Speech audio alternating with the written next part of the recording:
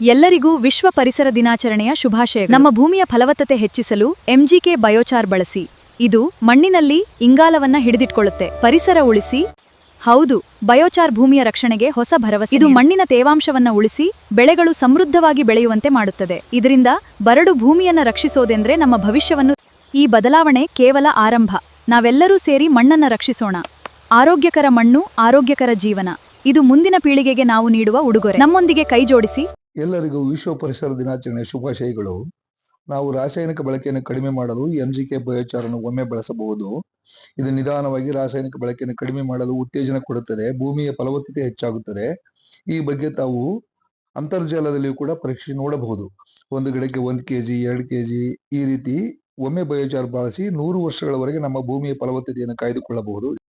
ಮಂಡ್ಯ ಜಿಲ್ಲೆ ಮದ್ದೂರಿನ ಪುಟ್ಟಸ್ವಾಮಿ ಅವರು ನಮ್ಮ ಎಂಜಿಕೆ ಸ್ಲಾಶ್ ಮೂವರ್ ಹಾಗೂ 3 ಟನ್ ಬಯೋಚಾರ್ ಖರೀದಿಸಿದ್ದಾರೆ. ಅವರಿಗೂ ಪೂರ್ವಕ ಧನ್ಯವಾದಗಳು. ಇದು ಸುಲಭವಾಗಿ ಕಳೆ ಹೊಡಿಬಹುದು. ಈಗಾಗಲೇ ನೀವು ಹಲವಾರು ವಿಡಿಯೋಗಳು ನೋಡಿದಿರಿ. ಸುಲಭವಾಗಿ ಕಳೆ ಹೊಡಿಬಹುದು.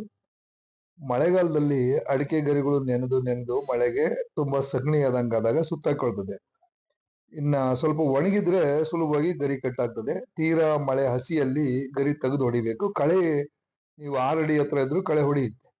ಕೆಳಗಡೆ ಇದಕ್ಕೆ 4 ಬ್ಲೇಡ್ ಇರ್ತವೆ. ಆ ಬ್ಲೇಡ್ ತೆಗೆದು ನೀವು ಬೇಕಾದ್ರೆ ಚೈನು ಹಾಕೋಬಹುದು.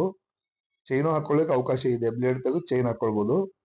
1 ಎಕರೆಗೆ 400 ರಿಂದ 500 ರೂಪಾಯಿ ಕಳೆ ಹೊಡೆಯಲಿಕ್ಕೆ ಖರ್ಚು ಬರ್ತದೆ. ಪೆಟ್ರೋಲ್ ಖರ್ಚು 2.5 ರಿಂದ 3 ಗಂಟೆಯಲ್ಲಿ 1 ಎಕರೆ ಹೊಡಿಬಹುದು ಪರ್ ಡೇ. ಒಂದು ದಿವಸಕ್ಕೆ ಆರಾಮವಾಗಿ 2 ಎಕರೆ ಹೊಡಿಬಹುದು. ಹೆಚ್ಚಿನ ಮಾಹಿತಿಗಾಗಿ ತಾವು ಇಲ್ಲಿ ಕಾಣುವ ನಂಬರ್ ಅನ್ನು ಸಂಪರ್ಕಿಸಬಹುದು. ಅಡಿಕೆ ತೋಟಗಳಲ್ಲಿ ಜೀರೋ ಕಲ್ಟಿವೇಶನ್ ಮಾಡಿ ಬಯೋಚಾರ್ ಕುರಿ ಗೊಬ್ಬರ, ಕೊಟ್ಟಿಗೆ ಗೊಬ್ಬರ ಜೊತೆಗೆ ಮಿಕ್ಸ್ ಮಾಡಿ ಹಾಕಿದಾಗ ಇಳುವರಿ ಆಟೋಮೆಟಿಕ್ ಹೆಚ್ಚಾಗ್ತದೆ.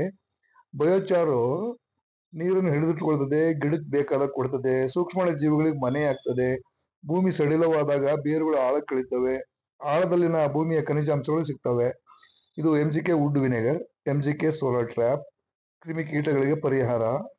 ಹೆಚ್ಚಿನ ಮಾಹಿತಿಗಾಗಿ ದಾವಣಗೆರೆ ಹಾಗೂ ನಮ್ಮ ಬೆಂಗಳೂರು ಆಫೀಸ್ ಸಂಪರ್ಕಿಸಿ ಮಾಹಿತಿ ಪಡೆಯಿರಿ. ಧನ್ಯವಾದಗಳು.